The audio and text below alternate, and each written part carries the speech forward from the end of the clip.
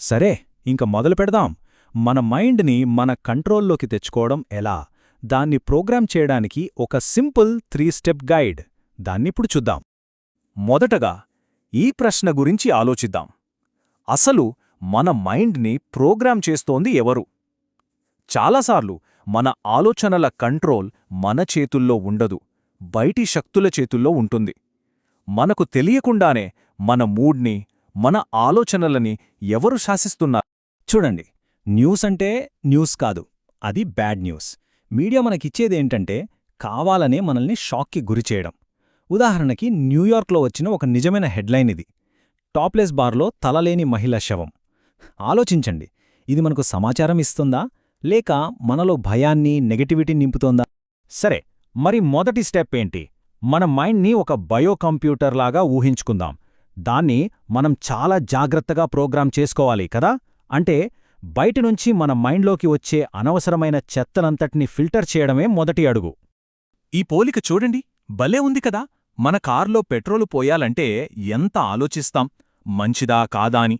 కాని మన బ్రెయిన్లోకి వెళ్లే ఇన్ఫర్మేషన్ విషయంలో అస్సలు పట్టించుకోం. ఎలాంటి చెత్తనైనా లోపలికి రానిస్తాం.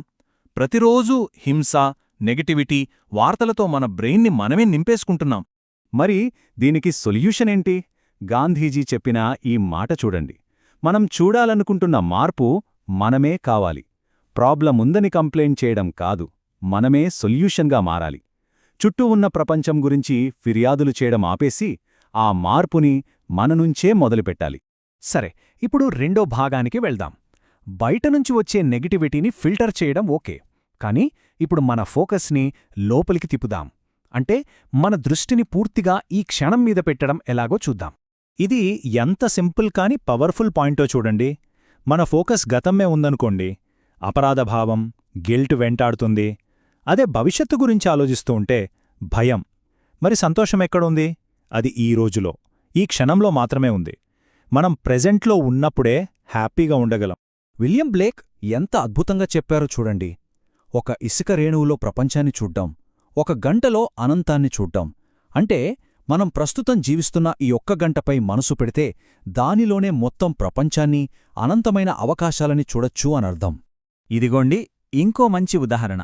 వోల్టర్ని ఆయన చివరి రోజుల్లో ఉన్నప్పుడు అడిగారట, మీకు బ్రతకడానికి ఇంకో 24 గంటలే టైమిస్తే ఏం చేస్తారు అని.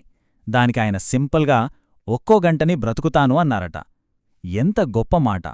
అంటే ఎంత ఒత్తిడిలో ఉన్నా ప్రతి గంటని పూర్తిగా జీవించడంలోనే అసలైన తెలివుంది.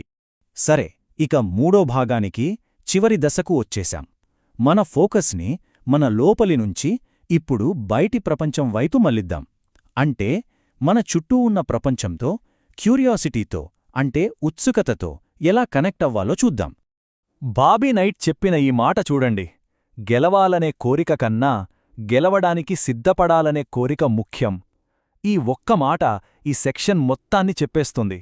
ప్రిపరేషన్ అదే అన్నింటికన్నా ముఖ్యం. అందుకే దీనర్థమేంటంటే, మీ సమాధానాలు కాదు, మీ ప్రశ్నల్ని సిద్ధం చేసుకోండి. మనం సాధారణంగా ఎక్కడికైనా వెళ్లేటప్పుడు ఏం చెప్పాలో ప్రిపేర్ అవుతాం, కాని అసలు చెయ్యాల్సిందేంటంటే ఏం అడగాలో ప్రిపేర్ అవ్వాలి. మన క్యూరియాసిటీని సిద్ధం చేసుకోవాలన్నమాట. దీన్నే డిటెక్టివ్ మెథడ్ అనొచ్చు. పాత టీవీ షోలో లెఫ్టినెంట్ కొలంబో గుర్తున్నారా? ఆయనలాగే ఆలోచించాలి. అమాయకంగా కనిపిస్తూనే ప్రశ్నలు అడుగుతూ ఉండాలి, ఒకదాని తర్వాత ఒకటి. ఆ సమాధానాల్నుంచే కొత్త ప్రశ్నలు పుట్టాలి.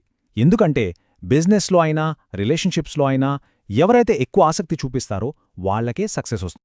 దీనికి ఒక పర్ఫెక్ట్ ఎగ్జాంపుల్ చెప్తాను. Nobel prize winner Isaac Rabi కథ ఇది.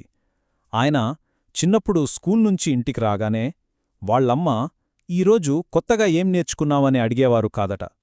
ఈరోజు ఏమైనా మంచి ప్రశ్నలు అడిగావా అని అడిగేవారట.